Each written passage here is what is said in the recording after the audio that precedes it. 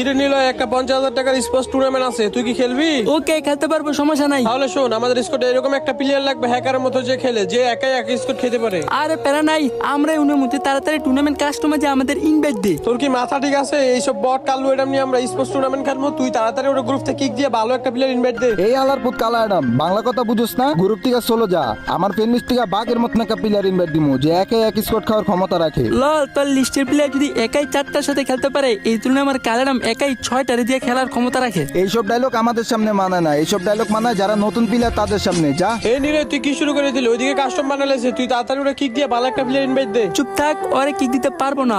আর ওর কাছে অ্যাডাম দেখা ওর নর্মাল ভাবিস না, ওর গেম প্লে সম্পর্কে তোদের কোনো ধারণাই নেই। এই তুই কারে নিয়ে সব করস? হয়তো নতুন প্লেয়ার, ওর সাথে এসব যায় না। আর আমরা হলাম পুরানো হ্যাকার, বুঝছস? লল, তুই পুরানো প্লেয়ারে কিছু দেখাতে পারবি না, আমার কালারাম নতুন প্লেয়ার হয়ে যা দেখাইবো। হালার গোয়ালা হয় নাকি আবার বলে কি দেখায়? ওর মতো কালু এডাম